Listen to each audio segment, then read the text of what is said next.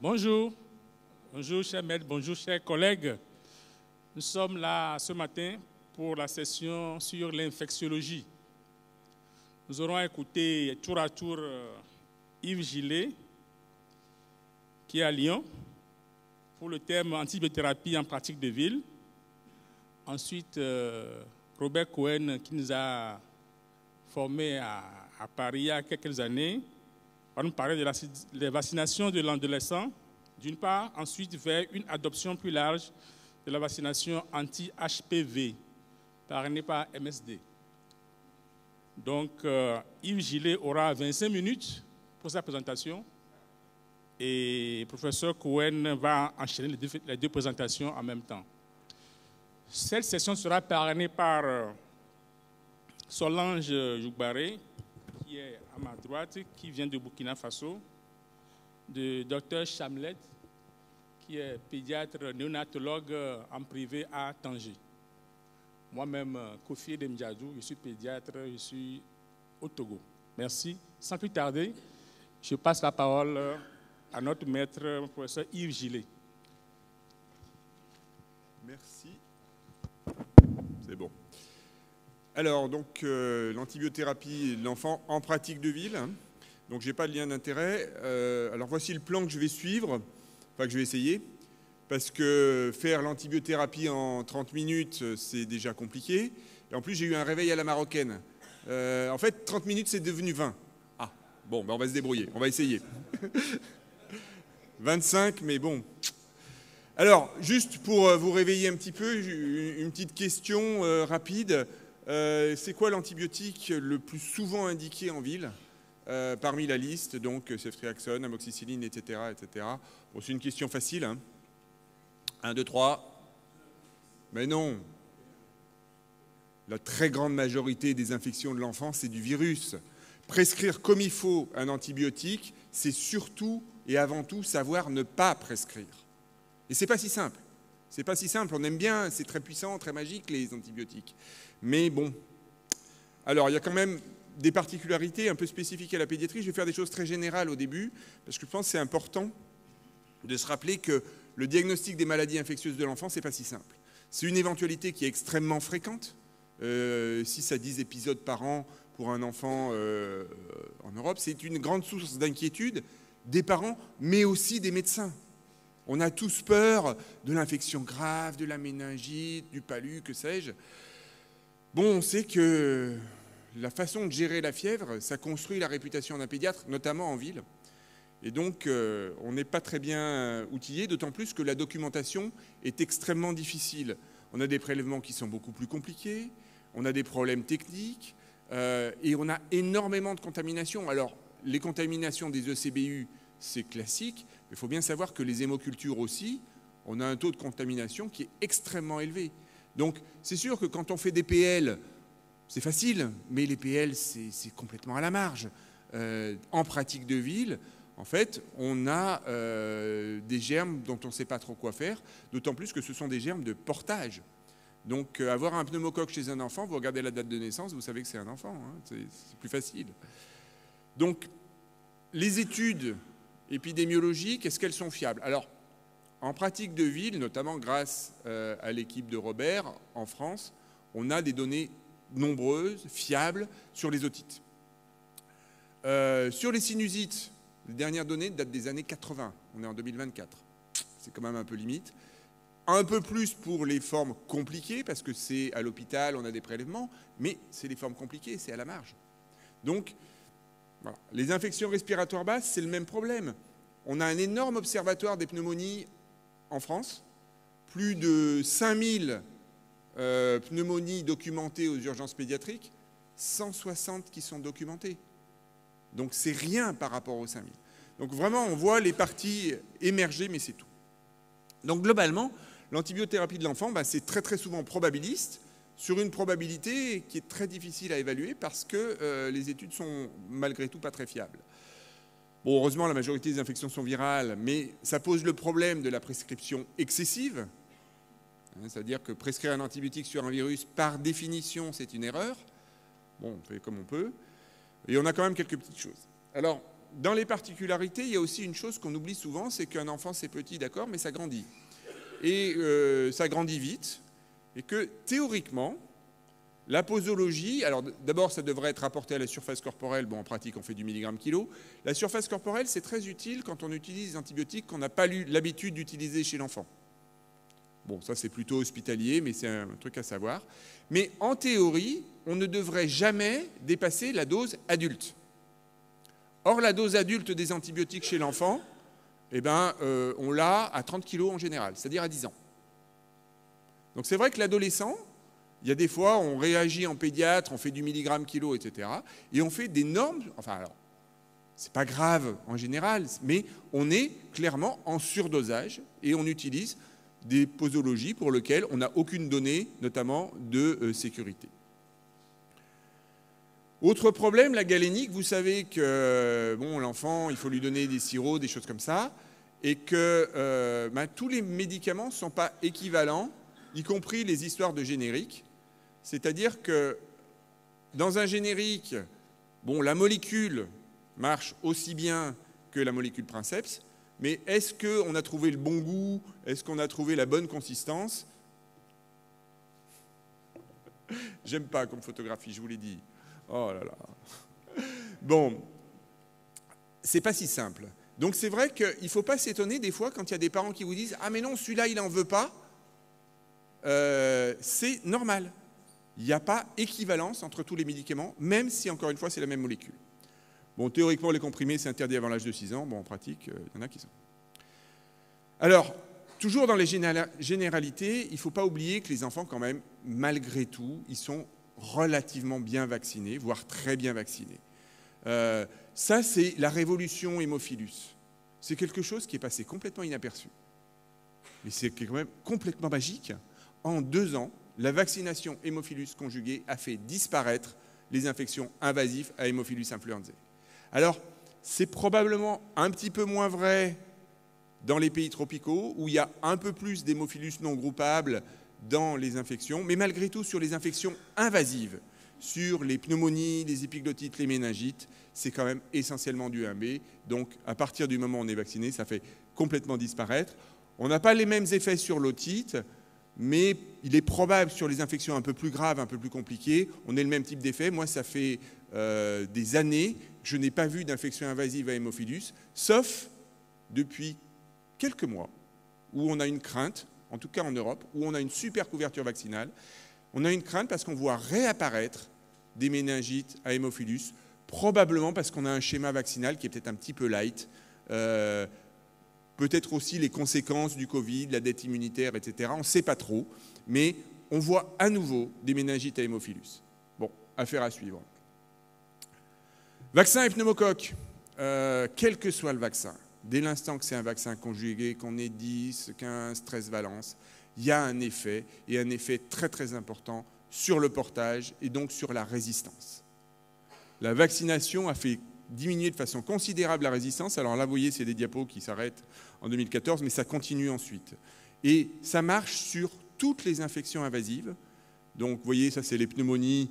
Bon, ben, les pneumonies très inflammatoires, les pneumonies avec épanchement pleural, les pneumonies documentées à pneumocoque, ça diminue dans une proportion qui est tout à fait considérable. Et si on prend même encore plus loin, vous voyez, c'est 75% de diminution des pneumonies à pneumocoque. Ça ne veut pas dire que le pneumocoque a disparu, ça veut dire qu'il est quand même très écrasé par la vaccination et qu'il y a une grosse influence sur l'épidémiologie du pneumocoque. Alors, qu'est-ce que ça change pour l'otite, par exemple? Ben, l'otite, on sait que c'est la première infection bactérienne de l'enfant. Elle est rarement documentée, mais c'est la première infection bactérienne de l'enfant. Malgré la vaccination, le pneumocoque reste le numéro 1, notamment dans les otites du jeune enfant, les otites très inflammatoires, les otites très douloureuses. Pas oublier quand même qu'il y a une bonne partie des otites qui sont d'origine virale, hein, mais bon, c'est un détail. L'épidémiologie des pneumocoques est très influencée par la vaccination. Alors pas tellement en termes de nombre, ça c'est des diapos que j'ai empruntés avec sa permission à Robert Cohen. Vous voyez que quand on vaccine, que ce soit avec du 7 ou du 13 valent, la quantité de pneumocoques ne bouge pratiquement pas. En revanche, ce qui bouge beaucoup, c'est les pneumocoques d'origine vaccinale, puisque, vous voyez, avec le 7 valent, on a écrasé les 7 valences du Prevnar 7, on a un phénomène de remplacement qui est un peu lent, mais qui existe. Et puis, vous mettez un 13 valent, ça écrase aussi. Mais il faut bien comprendre qu'à l'heure actuelle, on a un remplacement aussi avec apparition de souches qui ne sont pas en Europe dans le 13 valence. Bon, ça va être la course infinie, puisque de toute façon, avec les 90 valences du pneumocoque, on n'aura jamais une disparition du pneumocoque. Ce n'est pas possible. Il ne faut pas l'attendre. En revanche, ce qu'on a, c'est une disparition des pneumocoques résistants. Vous voyez que les résistances de haut niveau, c'est devenu complètement négligeable. Et à partir du moment où on arrive à avoir une couverture vaccinale correcte dans les grands centres urbains d'un pays, on a le même type de phénomène. Si on n'arrive pas à convaincre et à vacciner dans les campagnes, c'est un peu moins un problème parce que le portage du pneumocoque, lorsqu'il n'y a pas une grosse concentration de population, c'est quand même beaucoup moins important à mon sens. Donc pour l'otite, à partir du moment où on n'a plus, et là on arrive au catalogue, à partir du moment où on n'a plus de résistance, il y a un seul antibiotique qui est indiqué, c'est l'amoxicilline. L'amoxicilline avec des doses un peu élevées par rapport à ce qu'on faisait quand j'étais très très jeune, mais des doses qui restent raisonnables. On est à 80, 100 mg/kg maximum. Simplement, il y a un problème de durée de traitement. Le jeune enfant a besoin de traitements prolongés, 8 à 10 jours. Sinon, il y a un risque important de récidive, non pas en raison de résistance, mais parce que le pneumocoque, il est entouré d'un certain nombre de bactéries qui font ce qu'on appelle le biofilm, pour lequel des durées de traitement longues sont vraiment très importantes. Ce qui pose le problème chez des jeunes enfants. Ils vont rapidement mieux faire 10 jours de traitement, alors qu'au bout de 48-72 heures, l'enfant n'a plus mal, n'a plus de fièvre, c'est tout sauf simple. Donc, il faut bien se dire aussi que l'antibiothérapie d'un jeune enfant, c'est quelque chose de difficile. Et que donc, c'est une raison de plus pour ne pas la prescrire quand on n'est pas obligé absolument. Vraiment, le message, c'est ça. Essayez d'apprendre au maximum à ne pas prescrire. Bon, après, on a des otites, il faut les traiter. Pour les enfants de plus de 2 ans, la durée de traitement est beaucoup plus courte parce qu'il y a moins ces problèmes de biofilm, donc 5 jours sont a priori suffisantes. De petits moyens mémotechniques, otite bébé, il y a 9 lettres, donc c'est 9 jours, 8 à 10 jours, alors que otite, il y a 5 lettres, ça fait 5 jours. Problème de l'allergie. C'est quelque chose qui est assez fréquemment invoqué, l'allergie aux pénicillines chez l'enfant. Très très souvent, c'est des allergies pas graves ou des suspicions d'allergies pas graves. C'est des éruptions virales banales dans le cadre d'antibiothérapie données le plus souvent à tort. Donc, il ne faut pas hésiter à challenger cette allergie. Dès l'instant qu'on n'a pas de signe de gravité, c'est-à-dire que l'enfant n'a pas fait un choc anaphylactique ou un urticaire géant avec un œdème du visage, il n'est absolument pas dangereux d'essayer. Au pire, qu'est-ce qui se passe ? Il va refaire des boutons. Ce n'est pas grave. En revanche, dire qu'un enfant est allergique à l'amoxicilline, c'est une vraie perte de chance pour lui. Parce qu'on lui enlève l'antibiotique le plus efficace sur le pneumocoque et on l'expose, lors de ses prochaines infections, s'il y a, à des antibiotiques qui sont beaucoup plus embêtants en termes de spectre, le cefpodoxime, pour ne pas dire la ceftriaxone. On va lui fabriquer, avec application, des résistances. Donc l'otite moyenne aiguë, on a vu pour le plus de 2 ans, les mêmes doses, 2 prises par jour, on en a parlé hier, je ne reviens pas là-dessus, et donc une otite, mais on n'est plus un bébé, c'est 5 jours, ça suffit. La place des autres molécules, j'en ai parlé, je passe rapidement, aucune place en première intention. Aucune. C'est moins bon sur le pneumocoque pour les céphalosporines, il y a une tolérance moins bonne pour l'amoxiclave, et pour les deux, il y a un spectre qui est beaucoup trop large, avec le rappel, c'est mon mantra depuis hier, résistance, effet indésirable constant, potentiellement grave, invisible, prolongé, transmissible, responsable de plusieurs dizaines de milliers de morts par an dans le monde. Nous sommes tous responsables. Moi, vous, tous. Donc, si échec de traitement, attention à l'observance, traiter les facteurs favorisants. L'obstruction nasale pour l'otite, c'est quand même important. Et là, oui, d'accord, effectivement, pour les histoires de biofilms, pour éventuellement des germes résistants, on a le droit de mettre de l'amoxiclave, forcément pendant des durées longues. Donc c'est 10 jours d'amoxiclave. Pour le microbiote, c'est un grand coup. Les angines, je passe. Juste, angine cécilette, c'est 6 jours. Là aussi, de l'amoxicilline. Je pense, j'ai mis des guillemets obligatoires pour les TROD. Je pense que c'est vraiment quelque chose que tous les pays qui ont à disposition des TROD, c'est un message à l'intention des autorités marocaines, devraient rendre, si ce n'est obligatoire, en tout cas fortement recommandé, l'utilisation des tests de diagnostic rapide de l'angine, parce que ça permettrait clairement une grosse épargne d'antibiotiques, et c'est tout sauf un enjeu anodin. Je passe, il me reste 5 minutes. Alors, est-ce qu'il faut faire des TROD avant 3 ans? Ça, c'est une question un peu récurrente. Est-ce que les petits, il faut faire des TROD? Ben, il y a du pour et du contre. Contre, c'est que ce n'est pas si simple, une TROD chez un tout petit. La probabilité pré-test est clairement plus faible. Il y a moins d'angines, il y a moins de streptoa avant 3 ans. Ça ne veut pas dire qu'il n'y en a pas, mais il y en a beaucoup moins. Et surtout, le bénéfice de l'antibiothérapie à cet âge-là est beaucoup moins évident. Donc, même si on a un TROD plus, bof, les traiter, ce n'est pas forcément évident. Le pour, c'est quand même que ça peut aider. Ça peut aider notamment, alors je ne sais pas si c'est le cas sur le continent africain, mais en France, on a un vrai problème avec des infections graves à streptoa depuis 1 an et demi, avec des formes extrêmement sévères. Et donc, si on a des arguments pour une complication, une grosse adénopathie, une éruption cutanée, pour ne pas le dire des formes encore plus graves, ben, savoir rapidement que c'est du streptoa, ça peut aider. Donc, c'est ni oui ni non. Sur les formes en ville, pour la pharyngite commune, aucun intérêt. Quand on a des éléments d'inquiétude, pourquoi pas.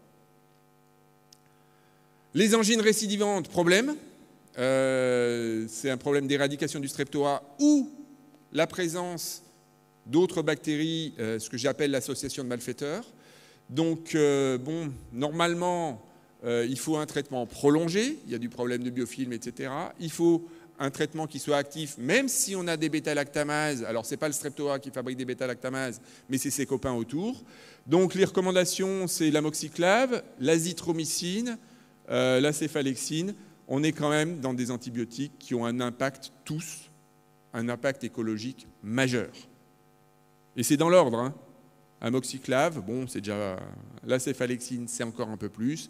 L'azithro, ok, c'est 3 jours, mais c'est 3 semaines de traitement. C'est 3 semaines d'exposition du microbiote à un produit qui sélectionne parfaitement les BLSE. 3 jours, 3 semaines, c'est parce que l'azithromycine reste très longtemps dans l'entérocyte, donc dans les cellules du tube digestif, parfaitement au contact des bactéries résistantes. Bon, les graves et compliqués, on n'en parle pas parce que ce n'est pas de l'ambulatoire. Les pneumopathies, très rapidement, on reste sur le dogme, il y a pneumocoque et mycoplasme. Point. Il n'y a plus d'hémophilus depuis la vaccination, il n'y a plus de légionellose, et ne me parlez pas du staph. Bien sûr, il y a des pneumonies à staph doré, c'est toujours des pneumonies graves, donc ce n'est pas de l'ambulatoire. Ne cherchez pas à couvrir un staph doré en ambulatoire, ça n'a aucun sens. Ils sont toujours à l'hôpital, voire même en réanimation. Donc ça veut dire qu'il va falloir se poser la question du mycoplasme et du pneumocoque. Alors, pneumocoque, on a déjà un peu réglé le problème. Le mycoplasme, le souci, c'est le diagnostic. Même avec des moyens extrêmement pertinents. Ça, c'est une étude qui avait été faite en Hollande qui nous a beaucoup perturbés. Ben, vous voyez, c'est des patients qui ont une pneumonie ou une infection respiratoire et des patients qui viennent pour de la chirurgie. On a exactement le même nombre de PCR. Donc, soit le mycoplasme casse les jambes, ce qui est peu probable, soit c'est du portage et c'est très difficile. On a exactement la même chose pour les sérologies. Donc en fait, on ne sait pas faire le diagnostic de pneumopathie à mycoplasme. Ça ne veut pas dire que ça n'existe pas, ça veut dire qu'on ne sait pas le faire. Donc c'est très difficile et en plus, c'est très difficile de se rendre compte si l'antibiothérapie est vraiment utile. On ne sait pas. Là, c'est un Cochrane, vous voyez, l'utilisation d'antibiotiques pour le mycoplasme, bof. Donc le traitement des pneumopathies, c'est de l'amoxicilline encore, on vise le pneumocoque. Des doses peut-être un petit peu plus élevées, mais pas forcément délirantes, 100 mg/kg, ça suffit. 2 ou 3 fois par jour, discutable quand ils sont vraiment grammes. Moi, j'aime bien plutôt être à 3, mais bon. Durée brève, 5 jours. Ça, c'est les travaux de Ron Dagan qui a bien montré qu'entre 5 et 10 jours, c'est exactement pareil, donc on baisse. Aucune association, aucune indication à faire des associations, ni avec l'acide clavulanique, ni avec un macrolide. Dans une pneumopathie atypique, c'est-à-dire qui ne ressemble pas à du pneumocoque, la meilleure attitude chez l'enfant, à mon sens, surtout chez le jeune enfant où le mycoplasme est relativement rare, c'est d'attendre et voir. Il y en a plein qui vont guérir. Bon, si vraiment il continue à avoir une pneumopathie un peu atypique, ok pour la clarithromycine, ou de l'azithro s'il n'y en a pas autre chose, mais encore une fois, c'est un prix à payer très très important pour des choses qui souvent vont s'améliorer assez vite. Bon, une pneumopathie qui ne s'améliore pas, c'est une pneumopathie compliquée. Ça ne sert à rien de faire des radios de contrôle. En revanche, il faut faire une radio dès l'instant que l'enfant n'évolue pas très rapidement bien. Une pneumonie bien soignée, qui a pris ses antibiotiques, en 12 à 24 heures, il est apyrétique. Donc s'il ne l'est pas, c'est soit qu'on s'est trompé de diagnostic et qu'il a une pneumopathie virale, éventualité la plus fréquente, soit qu'il a une complication, notamment un épanchement pleural. Quelques mots sur le cutané. Globalement, on est sur 2 germes, le streptoa et le staph doré. Staph doré le plus souvent métis-sensible. Bon, c'est embêtant le staph doré parce que ça marche, l'amoxicilline ne marche jamais.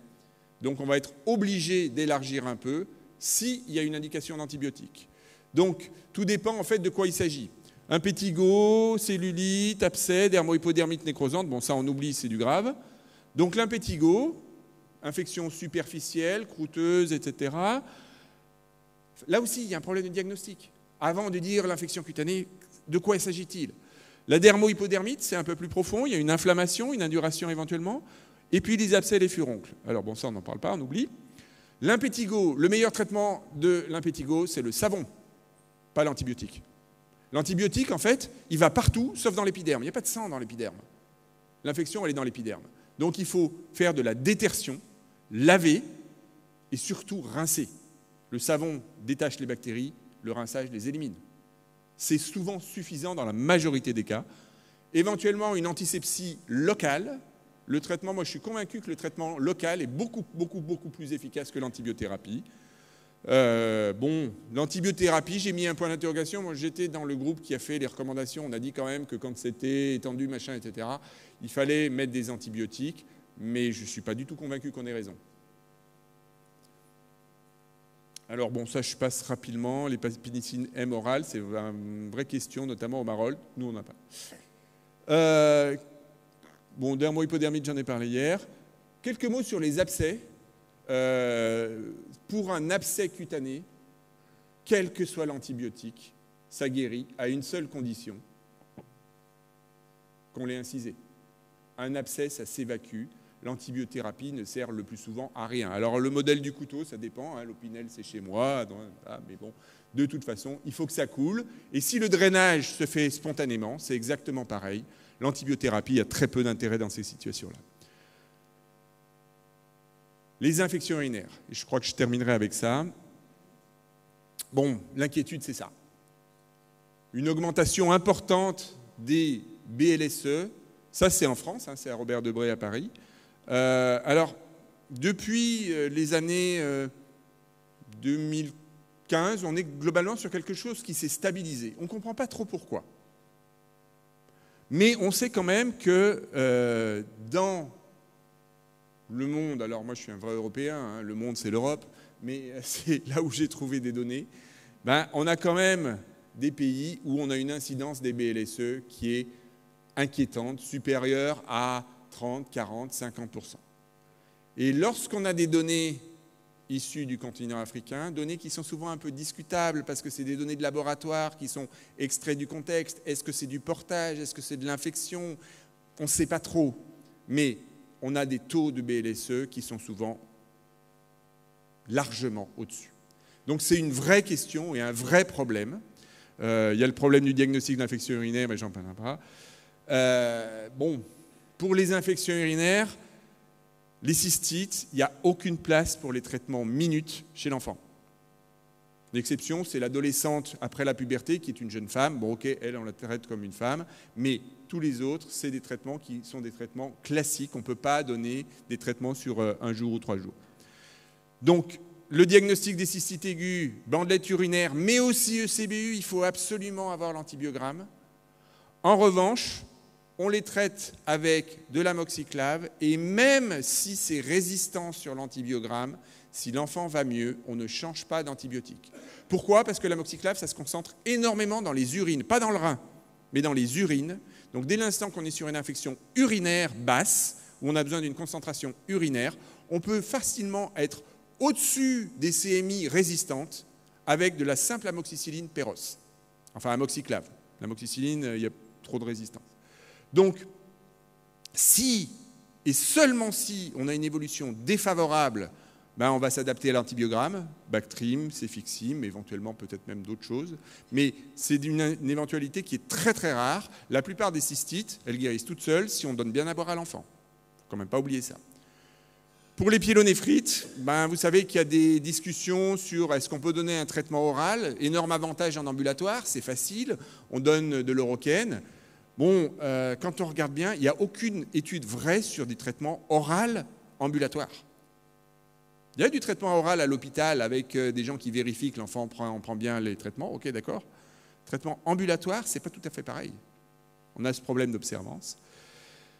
Normalement, le seul traitement utilisable, c'est l'Oroquène, qui est un super sélectionneur de BLSE, donc vraiment qui pose vraiment des problèmes, surtout dans des situations où on a une incidence de BLSE élevée. Moi, je reste au dogme qu'une pyélonéphrite avérée, ça se traite au moins au début par voie parentérale. En théorie, le meilleur traitement, c'est l'aminoside. C'est le meilleur rapport efficacité-sélection de résistants. Ce n'est pas si simple. D'abord, il faut avoir le produit à disposition. C'est des perfusions de 30 minutes, donc autant dire qu'en ambulatoire, c'est compliqué. On peut faire une C3G injectable, et là, on est obligé d'utiliser la ceftriaxone parce que c'est une injection par jour. Le Cefotax C3, ce n'est pas possible. Mais bon, c'est quand même un produit qui sélectionne énormément. Donc là aussi, il y a un enjeu important, majeur sur le diagnostic. On n'a pas le droit de traiter une infection urinaire pour laquelle c'est douteux. Il faut que ça soit certain. Donc une bandelette dans de bonnes conditions, une ECBU correcte, avec un seul germe, etc., etc. En revanche, les recommandations, c'est vraiment un relais oral très précoce. Après 2 doses maxi, peut-être même une seule est suffisante, de façon à sélectionner le moins possible. Le traitement oral, a priori, c'est dans l'ordre, le Bactrim. Et si c'est Bactrim R, on va utiliser les céphalosporines orales. Donc ça, j'ai parlé. Donc le relais, c'est vraiment dans l'ordre, privilégié lorsqu'on en a, parce qu'il semblerait qu'au Maroc, il n'y ait plus de cotrimoxazole. Ça, c'est un vrai problème aussi. Ne pas avoir un produit qui ne sélectionne pas trop pour traiter une infection aussi fréquente de l'enfant. Là aussi, il faut appeler le ministre. Saïd, je ne sais pas ce que tu fais, mais bon. Bon. Donc, en conclusion, j'ai presque tenu le temps. Même contrainte que l'adulte, antibiothérapie raisonnée, prendre en compte le spectre, la diffusion, la documentation qui est rare chez l'enfant, ou les bactéries les plus probables, et sans se faire peur, avec des trucs, ah là là, il y a des trucs résistants, il y a des machins. Tenir compte des effets secondaires, et l'effet secondaire constant, invisible, transmissible, grave, c'est la résistance. Donc c'est vraiment un vrai enjeu. Et puis, il y a des infections qui sont très différentes. Il y a beaucoup d'infections virales, savoir ne pas prescrire, beaucoup d'infections non documentées, des résistances évolutives, etc. Des variations épidémiologiques positives en lien avec la vaccination. En fait, le meilleur traitement antibiotique des infections bactériennes de l'enfant, c'est le vaccin. Encore faut-il avoir un vaccin disponible, mais quand même, c'est... Voilà, je vous remercie de votre attention. Désolé. C'était un peu long. Merci. C'était un vrai challenge, Khalid. Nous allons prendre 2 questions.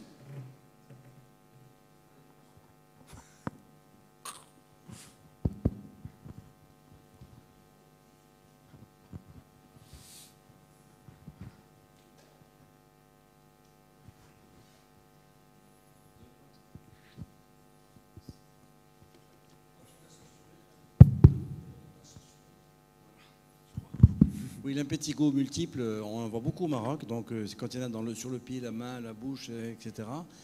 Traitement local, tu penses c'est suffisant? Parce qu'on a la main sur tout de suite l'antibiothérapie par voie générale, tout le monde. Oui, c'est ce qui est recommandé. Mais quand on regarde les logiques pharmacocinétiques, moi, je ne comprends pas comment un antibiotique, quel qu'il soit, peut diffuser dans l'épiderme.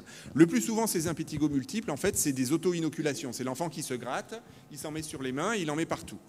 Je pense que si on osait faire un vrai savonnage bien comme il faut, en se disant que ça va durer un petit peu, mais voilà, il est probable que dans plein de situations, on pourrait se passer d'antibiotiques. Mais j'ai pas d'études, hein. Encore une fois, les recommandations que j'ai signées, c'est multiple, c'est une indication d'antibiothérapie par voie orale. Mais je suis un peu mal à l'aise malgré tout.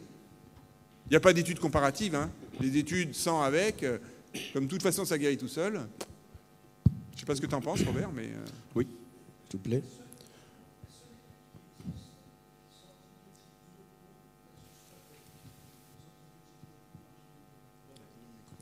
La seule étude, c'est antibiotiques locaux. Pardon.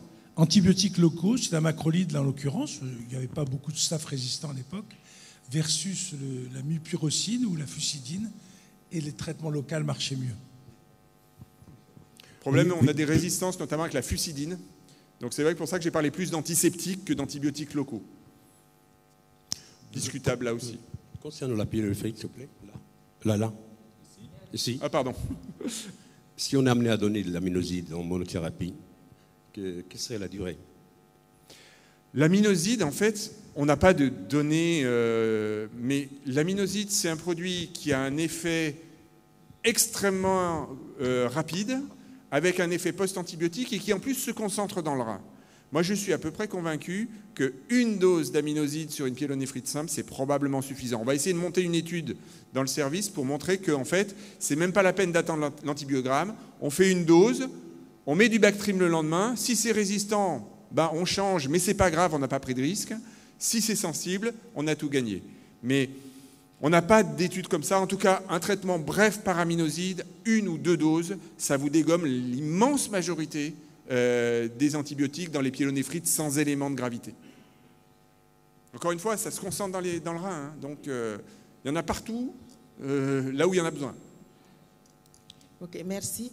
J'ai une question par rapport aux posologies, surtout avec des doses fortes comme ça d'amoxicilline, 100 mg kg par 24 heures, lorsque le poids est supérieur à 30 kg.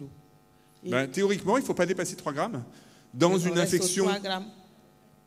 Dans une infection ambulatoire banale, c'est 3 grammes. Dans les infections graves, c'est 6 à 12 grammes. Bon, l'amoxicilline, c'est un produit qui n'a pas de toxicité liée à la dose. Donc, à la limite, si on met 12 grammes, c'est pas grave.